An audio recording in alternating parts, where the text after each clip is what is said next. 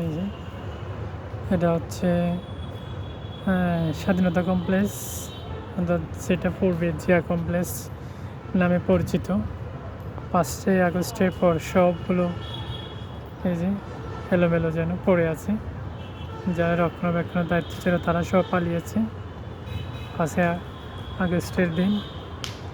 এখন এটা হচ্ছে জাতীয় সংসদ ভবনের আদলে তৈরি করে নির্মিত সংসদ ভবন, যেটাকে মিনি সংসদ নামে পরিচিত ছিল।